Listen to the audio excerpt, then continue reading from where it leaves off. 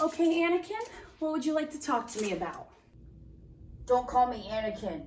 But your paperwork is signed. That's my dead name. I prefer Vader. Okay, I can respect that. So what would you like to talk about today, Vader? I need tips on how to manipulate my son into joining the dark side of the Force. Well, the Emperor is riding my butt, and it's one of the few human parts I have left, and I'd like to keep it that way. Okay, well, why do you think that your son isn't joining the dark side of the Force? It's all Obi-Wan's fault. And who is this Obi-Wan? Well, he was my mentor, more like a brother, and then he cut my legs off. Okay, and why do you think he did that? Because he had the high ground? Sounds to me like he took the low road. Yeah, right. Watching me slowly burn to death next to a lava lake, screaming about how much he loved me. Vader, it sounds like you didn't, because we don't cut the legs off the ones we love. It's fine. I ended up cutting him in half.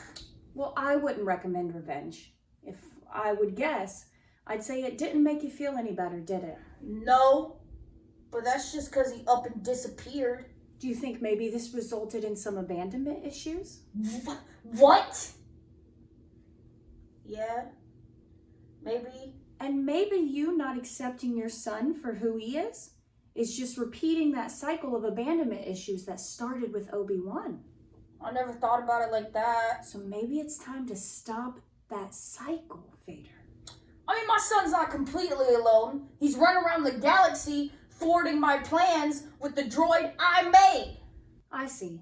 So you think that by giving your son this droid, it's like you're there for him. Now, fathers do this sometimes, but that's not how it works. They give their children the most hip technology to show that they love them. But what the children really need is their fathers. You do realize that that droid is not a proper replacement for you, Vader. Oh, I know it ain't.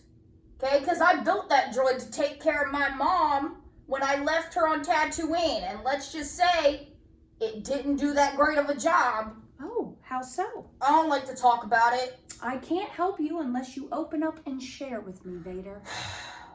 She was a slave that was then sold to a dude that she married, even though he had a really weird gurgling voice, and then she got tortured and killed by sand people.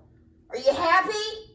Sounds like that made you very angry. Oh, super angry. I killed them all. Women and children too. Slaughtered them. Okay. And at this time in your life, were you still a Jedi? Yup.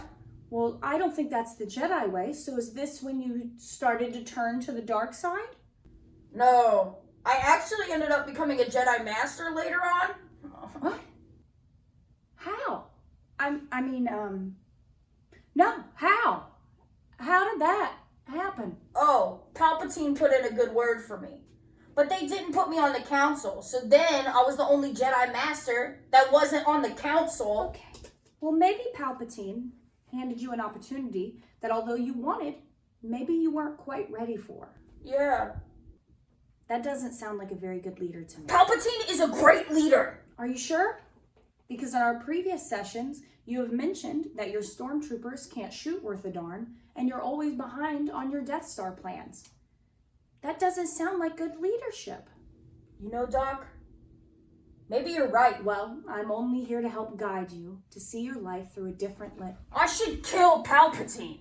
That's not what I said. I'm gonna kill him. I really don't recommend you killing any more than you already have, Vader. Fine, I'll just throw him down an ominous tunnel to make sure he barely survives. I don't... That way he doesn't bother my generation or my son's generation. Generation after that, not my problem. No, Vader. Nope, it's Anakin again. Thanks, Doc. I've really had a breakthrough. I've got to get out of this galaxy. All right, who's next? Oh God, Leia. Sup, Doc? So I kissed my brother.